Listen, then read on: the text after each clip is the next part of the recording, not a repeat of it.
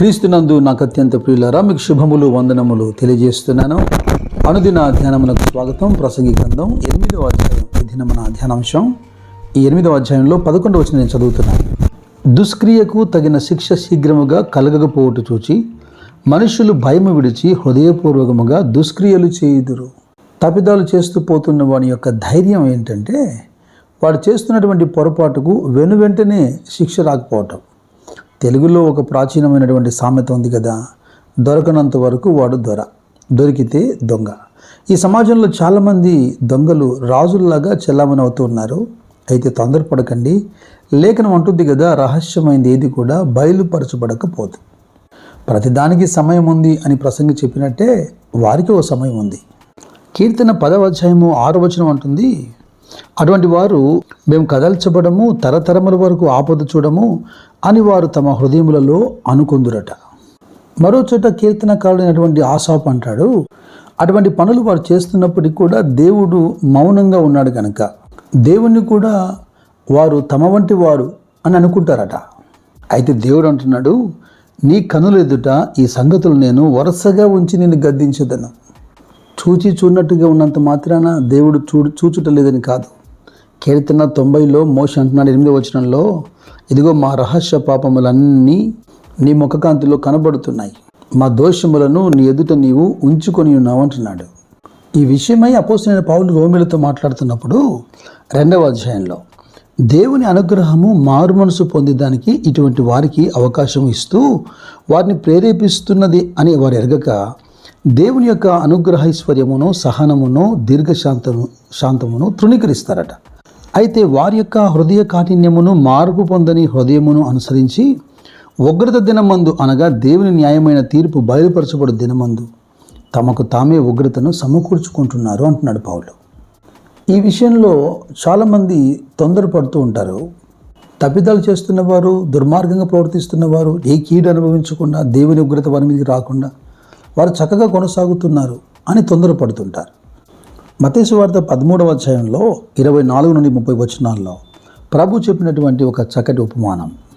పరలోక రాజ్యము తన పొలములో మంచి విత్తనం విత్తినటువంటి ఒక మనుషుని పోలి ఉన్నది. అయితే మనుషులు నిద్రించుచుండగా అతని శత్రువు వచ్చి గోధుమల మధ్యను గురుగులు విత్తిపోయాను. ఇక మొలకలు పెరిగి గింజపడినప్పుడు గురుగులు కూడా వాటితో పాటి ఎదుగుతూ కనపడ్డాయి. ఇంటి యజమాని యొక్క దాసులు యజమానితో అంటున్నారు, అయ్యా, నీవు నీ పొలములో మంచి విత్తనమే విత్తితివి కదా, అయితే గురువులు ఎక్కడి నుండి వచ్చాయి?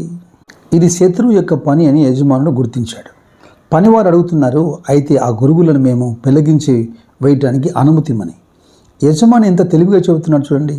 అవి పెళ్లగిస్తున్నప్పుడు గోధుమలు కూడా హాని కలుగుతుంది కనుక కోతకాలం వరకు ఎదురు చూడమంటున్నాడు. జాగ్రత్తగా వినండి, లేఖనమే అంటుంది కోతకాలం వరకు ఈ రెండు ఎదుగుతూ ఉంటాయని. అయితే కోతకాలం ముందు మొదటగా గురుగులను సమకూర్చి వాటిని కాల్చివేయటకు కట్టలు కట్టి గోధుమలు నా కొట్టులో చేర్చిపెట్టడని కోతగండ్రతో చెప్పాను. ప్రసంగి బాధపడుతున్నట్టుగా మనం కూడా బాధపడటంలో అర్థం ఉంది. దుర్మార్గులే దీర్ఘాయుష్మంతులుగా కొనసాగుతున్నారు. చూడగా వారికి ఏ ఆపద కలగట్లేదు.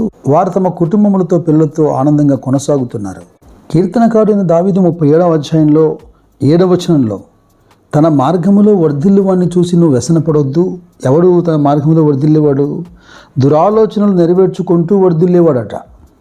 ఒకరిద్దరే కాదు, మనలాగా అనేకులు ఈ బాధితులు ఉన్నారు. ఇక ఆసాపు అయితే ఇంకొక అడుగు ముందుకేసి 73వ కీర్తనలో, నా హృదయము నేను శుద్ధి చేసుకుని ఉండుట వ్యర్థమే, నా చేతులను కడుక్కొని నిర్మలుడై ఉండుట వ్యర్థమే. ఏంటి ఇతని వ్యాకులము, బాధకు కారణం అంటే, భక్తిహీనుల క్షేమము నాకు కంటబడినప్పుడు గర్వించు వారిని బట్టి నేను మత్సరపడితిని. భక్తిహీనులు ఎల్లప్పుడూ నిశ్చింత గలవారై ధనవృద్ధి చేసుకుంటున్నారట. ఇదిగో వారికి ఏ ఇబ్బందులు కలగట్లేదు, వారందరూ పుష్టిగా ఉన్నారు. అది ఇతని బాధ.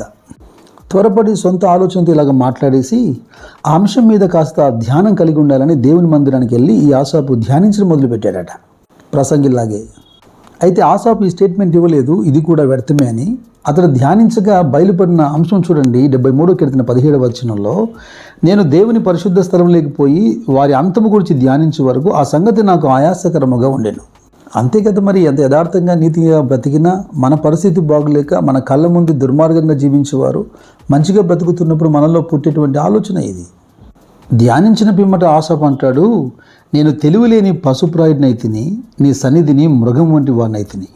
ఎందుకని? ఇప్పుడు సత్యం బయలుపరచబడింది. అంతా బాగుంది, క్షేమంగా ఉంది అనుకునే ఈ గురువు లాంటి దుర్మార్గుడు క్షణమాత్రంలోనే పాడైపోతాడు అన్న సంగతి ఆసాపుకు బయలుపరచబడింది. నేనైతే నీ చేత నడిపించబడతాను, ఆ తర్వాత మహిమలో నీవు నన్ను చేర్చుకుంటావు అని. ఇప్పుడు ఒక తీర్మానానికి వస్తున్నాడు. దుర్మార్గులను చూసి, అనీతిమంతులను చూసి నేను వ్యసనపడ్డం దేనికి? వారికి దేవుడు లేడు కదా. అయితే ఆకాశమందు నీవు తప్ప నాకెవరున్నారు?